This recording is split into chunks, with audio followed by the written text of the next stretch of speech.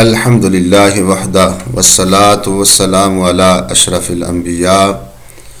اما بعد فاعوذ باللہ من الشیطان الرجیم بسم اللہ الرحمن الرحیم والعصر ان الانسان لفی خسر الا الذین آمنوا وعملوا الصالحات وتواصوا بالحق وتواصوا بالصبر صدق اللہ العظیم۔ حضرات ذی وقار، آج 5 رمضان المبارک گزرنے کے بعد 6 رمضان المبارک آن پہنچا۔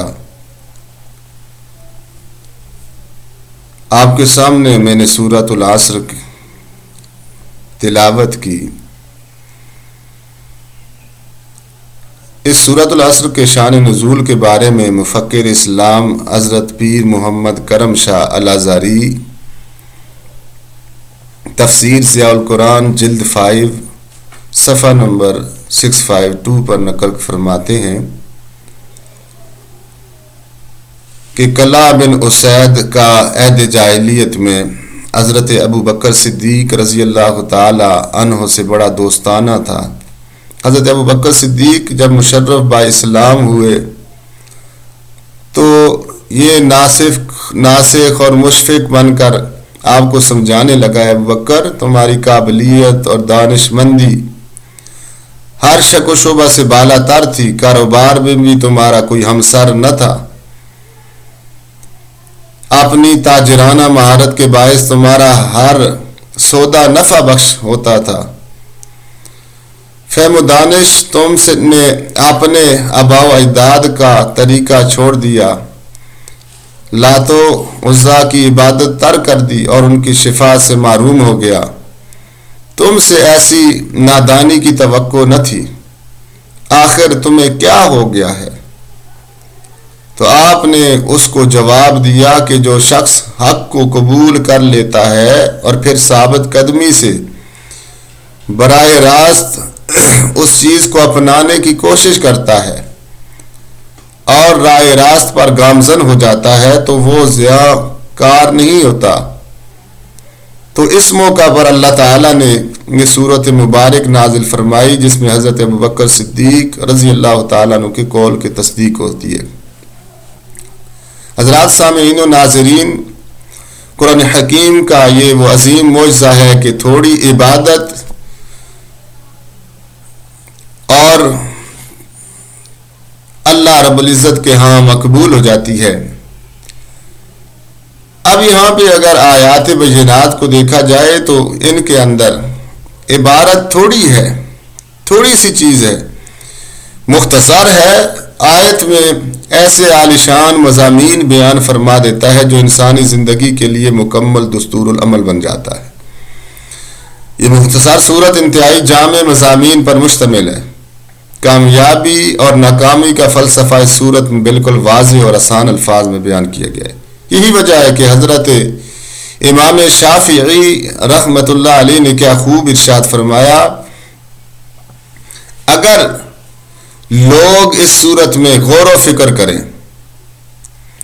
تو یہ ایک ہی صورت ان کی فلاح کے لیے کافی ہے،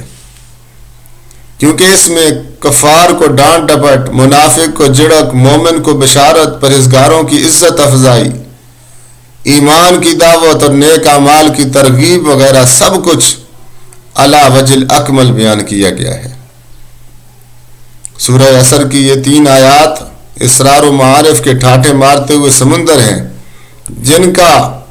کنارہ ناپید ہے اور ان کی گہرائی بے اندازہ ہے۔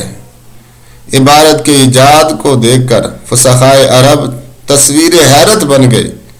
اور معانی کے شان اعجاز کو دیکھ کر عقل انسانی دنگ رہ جاتی ہے۔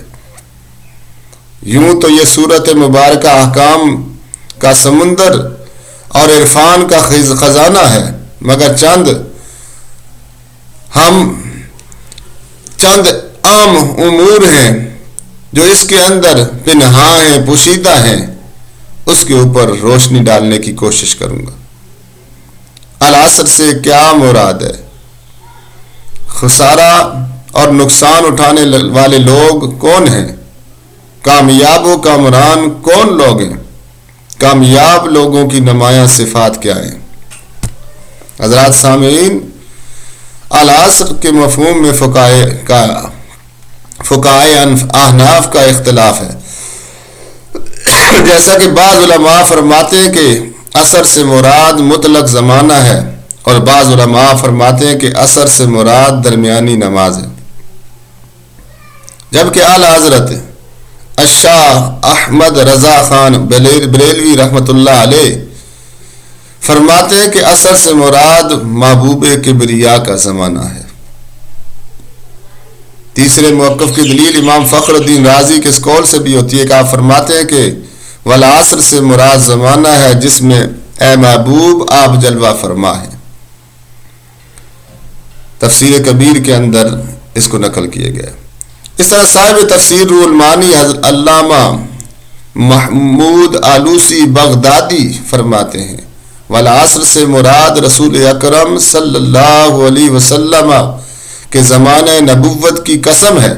یعنی اللہ تعالیٰ نے آپ کی حیات مبارکہ کے زمانے کی قسم ارشاد فرمائی،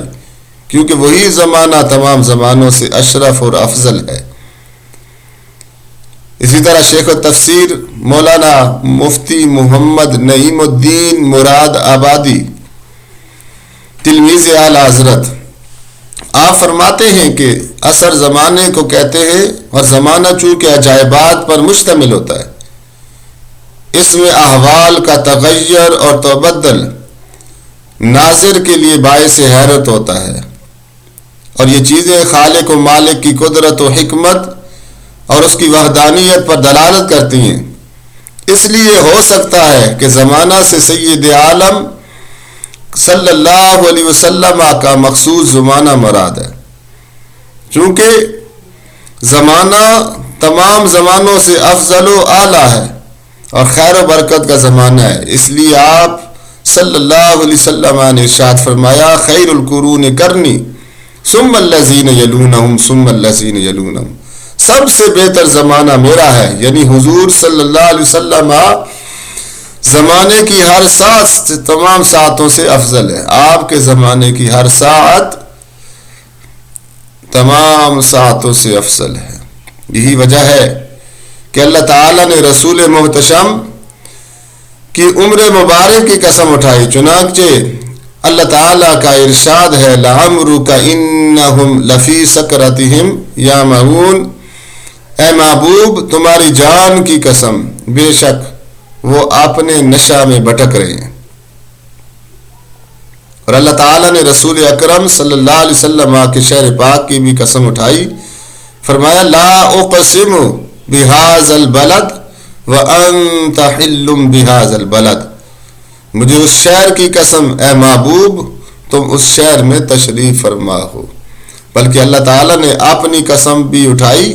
تو اپنے آپ کو حضور صلی اللہ علیہ وسلم کا رب فرمایا، فلا وربک لا یؤمنون، وہ خدا نے ہے مرتبہ تجھ کو دیا، نہ کسی کو ملے نہ کسی کو ملا، کہ کلام مجید نے کھائی شبہ تیرے شعر و کلام و بقا کی قسم۔ اسی طرح مفکر اسلام پیر محمد کرم شاہ فرماتے ہیں کہ بعض مفسرین نے فرمایا کہ والعصر سے مراد وعید ہمایوں ہے کہ جب یہ جہاں محمد عربی صلی اللہ علیہ وسلم کے وجود مسعود سے منور ہوا، ویسے تو ہر زمانہ اس صورت میں بیان کردہ مضامین کی حقانیت کا گواہ ہے، لیکن جیسی اٹل ناقابل تردید شہادت عہد مصطفی صلی اللہ علیہ وسلم نے دی، اس کی کہیں نظیر نہیں مل سکتی۔ حضرات ذی وقار، ان تمام اقوال فقہا سے اس بات کی تائید ہو گئی کہ عصر سے مراد محبوب کبریا جناب حضرت محمد مصطفیٰ صلی اللہ علیہ وسلم کا زمانہ ہی مراد لینا زیادہ بہتر ہے۔ اور دوسری اہم چیز کہ خسارہ اٹھانے والے لوگ کون ہیں؟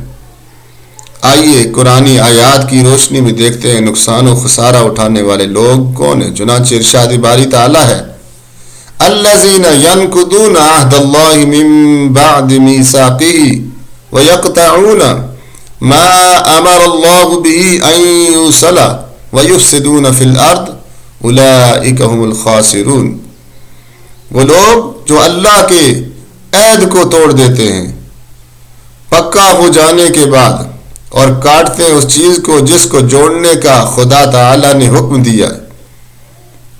اور زمین میں فساد پھیلاتے ہیں، وہی نقصان اٹھانے والے۔ دوسرے مقام پر ارشاد فرمایا والذین کفروا بآیات اللہ اولئک هم الخاسرون،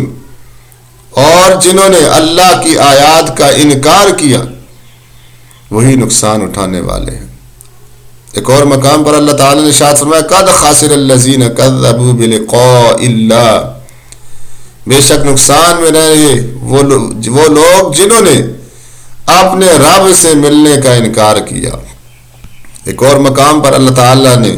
ارشاد فرمایا قد خسر الذین قتلوا اولادہم سفہا بغیر علم، بے شک تباہ و برباد ہوئے وہ جو اپنی اولاد کو قتل کرتے ہیں اور احمقانہ جہالت سے۔ ایک اور مقام پر ارشاد فرمایا وَمَن يَتَّخِذِ الشَّيْطَانَ وَلِيًّا مِن دُونِ اللَّهِ فَقَدْ خَسِرَ خُسْرَانًا مُبِينًا، اور جو اللہ کو چھوڑ کر شیطان کو دوست بنائے وہ سری نقصان پر ہے۔ وَمَن خَفَّتْ مَوَازِينُهُ فَأُولَٰئِكَ الَّذِينَ خَسِرُوا أَنفُسَهُمْ فِي جَهَنَّمَ خَالِدُونَ، اور جن کے وزن ہلکے ہوئے پس یہ لوگ وہی ہیں جنہوں نے اپنی جانوں کو نقصان میں ڈالا، وہ ہمیشہ دوزخ کے اندر رہیں گے۔ ایک اور مقام پر فرمایا وَمَن يُضْلِلْ فَأُولَٰئِكَ هُمُ الْخَاسِرُونَ، اور جسے وہ گمراہ کر دے تو وہ نقصان میں رہے گا۔ لَئِنْ أَشْرَكْتَ لَيَحْبَطَنَّ عَمَلُكَ وَلَتَكُونَنَّ مِنَ الْخَاسِرِينَ، اور اے سننے والے اگر تو نے اللہ کا شرک کیا تو ضرور تیرا سب کیا درا ضائع ہو جائے گا اور ضرور تو نقصان اٹھانے والوں میں سے ہو جائے گا۔ حضرات سامعین و ناظرین، ان تمام آیات مبارکہ سے معلوم ہوا کہ اللہ تعالیٰ کے عہد کو توڑنے والے، قطع رحمی کرنے والے، فساد برپا کرنے والے، آیات الہیہ کا انکار کرنے والے، رب ذوالجلال کی ملاقات کو جھٹلانے والے اور ناحق قتل کرنے والے، شیطان کی پیروی کرنے والے، ہر ہلکے عمل والا، گمراہی اختیار کرنے والا، شرک کرنے والے، یہ سب لوگ ہی خسارے اور نقصان اٹھانے والے ہیں۔ یہ تو تھے کہ کون خسارے والے، اب اس کے اپوزٹ مخالف سمت کے اندر دیکھا جائے تو کامیاب لوگ کون ہیں۔ حضرات سامعین و ناظرین، خسارہ اٹھانے والوں کے ذکر کے بعد اللہ تعالیٰ نے کامیاب لوگوں کا ذکر فرمایا، چنانچہ ارشاد باری تعالیٰ ہے إِلَّا الَّذِينَ آمَنُوا وَعَمِلُوا الصَّالِحَاتِ وَتَوَاصَوْا بِالْحَقِّ وَتَوَاصَوْا بِالصَّبْرِ، مگر وہ لوگ جو ایمان لائے اور نیک عمل کرتے رہے اور حق اور صبر کی وصیت کی۔ مفسر قرآن حضور ضیاء الامت پیر محمد کرم شاہ الازہری تفسیر ضیاء القرآن کے اندر ارشاد فرماتے ہیں کہ اس آیت کریمہ میں کامیاب لوگوں کی 4 اہم صفات ذکر کی گئی ہیں۔ نمبر 1 ایمان، نمبر 2 عمل صالح، نمبر 3 حق، اور نمبر 4 صبر۔ پہلی اور عام بات یہ بیان فرمائی کہ وہ صدقے دل سے اپنے رب کریم پر ایمان لانے والا ہو جائے، کہ صدقے دل کے ساتھ، سچے دل سے، من سے، اقرار باللسان و تصدیق بالقلب، کہ دل کی تصدیق کے ساتھ ایمان لائے، نیز ان کے پروردگار نے ان کی ہدایت اور رہنمائی کے لیے جس نبی کو مبعوث فرمایا اس کی تصدیق کریں، اس نبی نے ان کے سامنے جو نظام حیات پیش کیا اس کو تہ دل سے قبول کریں، کیونکہ یہ ایمان لانا ہی اسلام کی عبارت کی بنیاد ہے۔ اسلام کی جو عمارت بنائی گئی ہے اس پر کیا ہے؟ اس بنیاد کو کھڑا کرنے کے لیے کس پر رکھا گیا ہے؟ وہ صرف اور صرف یہی بنیاد ہے، یہی آخرت کی کامیابیوں کی اصل ہے، یہی جنت کے حصول کا ذریعہ ہے، یہی جہنم سے بچنے کا واحد طریقہ ہے، یہی رب ذوالجلال کی بارگاہ میں سرخرو ہونے کا سبب ہے۔ اس لیے سب سے پہلے وہ ایمان سے متصف ہو جائے۔ اس کے بعد دوسری صفت یہ ہے کہ اپنی زبان سے جس قلبی ایقان کا انہوں نے اظہار کیا ہے میدان عمل میں اٹھنے والا ان کا ہر قدم اس کی تصدیق کرے، یعنی اپنے ایمان کی تکمیل کے لیے اعمال صالحہ کرے، کیونکہ اعمال صالحہ ہی ایمان و اسلام کی بنیاد پر تعمیر ہونے والی عمارت ہے اور انسان کی کامیابی کے لیے دوسری اہم ضرورت ہے۔ اس لیے انسان اپنی زندگی کے تمام اعمال اللہ تعالیٰ اور اس کے رسول کی رضا کے لیے کرے۔ جن جن اعمال کو کرنے کا حکم اللہ تعالیٰ نے اور اس کے رسول صلی اللہ علیہ وسلم نے دیا ہے، یہ مومن ان کو بجا لائے۔ مثلا نماز ادا کرے، روزہ رکھے، زکوٰۃ ادا کرے، حج کرے، سچ بولے، والدین کا ادب کرے، علم دین حاصل کرے، نیکی کا پرچار کرے، عدل و انصاف کے کرے، تقوی و پرہیزگاری اختیار کرے، اللہ کی راہ میں مال خرچ کرے، اللہ کی محبت کے لیے یتیموں اور مسکینوں کو کھانا کھلائے، اور وہ تمام اعمال جن کو کرنے کا اللہ تعالیٰ اور اس کے رسول صلی اللہ علیہ وسلم نے حکم ارشاد فرمایا ہے، یہ ان پر عمل پیرا ہو جائے۔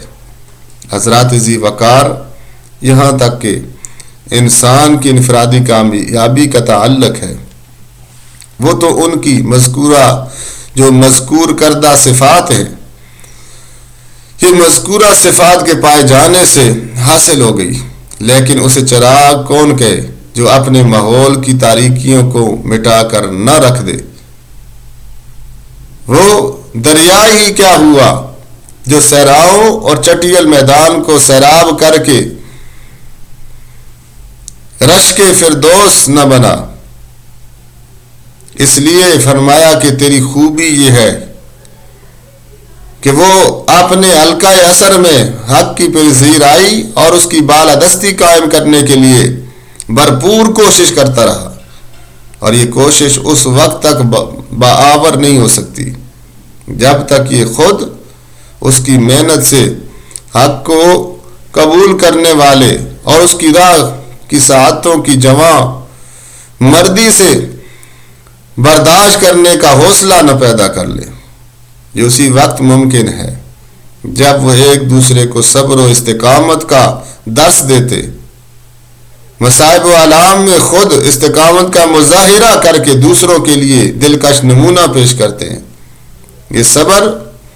کامیابی کی اہم اور چوتھی شرط ہے۔ اس سے مراد فقط یہ نہیں کہ آپ کو کوئی تکلیف آئے اور آپ گھبرائیں نہیں، بلکہ اس کے علاوہ نیکیاں کرنے پر صبر، گناہوں سے اجتناب پر صبر، احکام شریعت کی پابندی پر صبر، ماحول کے دباؤ کے مقابلے میں صبر، یہ سب اسی میں شامل ہے۔ حضرات ذی وقار، تو جب یہ بات ہماری سمجھ کے اندر آ جاتی ہے کہ ہم جب ایسا کریں گے تو ایسی امت وجود میں آئے گی جو ان چار صفات سے متصف ہوگی، تو پھر حق کا پرچم ہمیشہ سر بلند رہے گا اور کوئی طوفان اس کو سر نگوں نہ کر سکے گا، کوئی آندھی اس کی روشن کی ہوئی شمع کو بجھا نہ سکے گی۔ حضرات ذی وقار، آپ ان خوش نصیب انسانوں کی سعادتمندی کا اندازہ لگائیں جن کی ارک ریزیوں اور شب بیداریوں کے باعث حق کو قوت و غلبہ نصیب ہوا، جن کی سرفروشی اور جذبہ ایثار و خلوص نے ایسی شمع روشن کی کہ جن سے وہ راستہ جگمگاتا رہا جو انسان کو اپنی حقیقی اور بلند منزل کی طرف لے جانے والا ہے۔ نو انسانی کے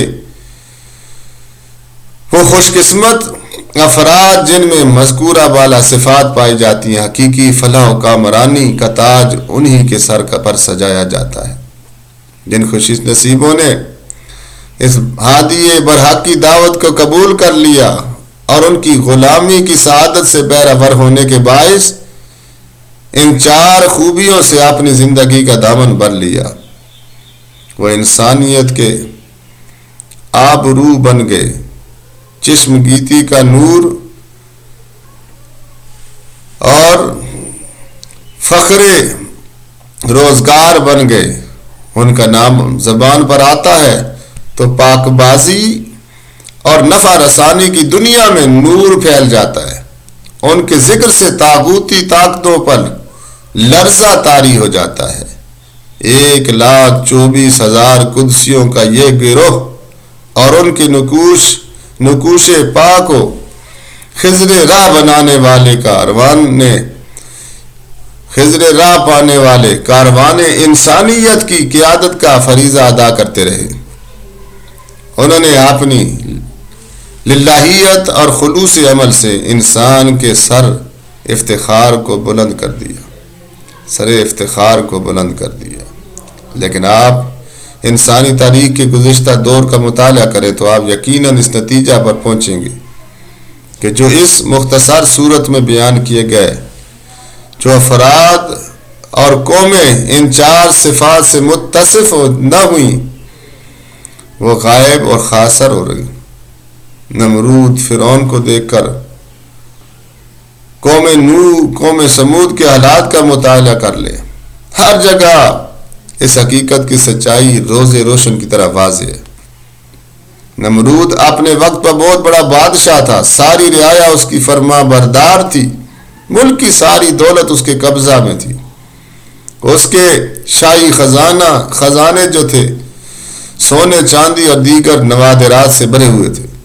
افواج بھی بادشاہ کے ساتھ وفا کے جذبہ سے سرشار تھی۔ یہی حال فرعون کا تھا۔ ان دونوں میں اگر کسی چیز کی کمی تھی تو صرف یہ کہ دونوں اس صفات جلیلہ سے محروم تھے، وہ ان کے اندر نہ تھی جو انسانی کامیابی اور فلاح کے لیے بنیادی حیثیت رکھتی ہیں۔ ان کا انجام کیا ہوا؟ ایک مطلق العنان بادشاہ کو ایک حقیر مچھر نے ہلاک کر دیا اور دوسرے کو سمندر کی موجیں خس و خاشاک کی طرح بہا کر لے گئیں۔ ان کی حسرت ناک انجام پر ایک آنکھ بھی تو نمناک نہ ہوئی، ایک دل بھی تو سوگوار نہ ہوا۔ ان بدبختوں کی تباہی و بربادی پر نہ چشم فلک سے کوئی آنسو نہ ٹپکا اور نہ ہی زمین کی آنکھیں اشک بار ہوئیں۔ قوم نوح کو جب طوفان کی بکھری ہوئی موجوں نے گھیر لیا وہ سب کے سب غرق ہو گئے، اور ان ظالموں کی بربادی کائنات نے حمد باری تعالیٰ کے گیت گائے، یعنی وہ برباد ہوئے تو ہر چیز نے خوشی کے نغمے لاپے، اس لیے سب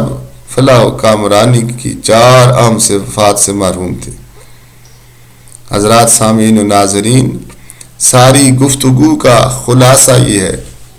کہ نوع انسانی کے وہ خوش قسمت افراد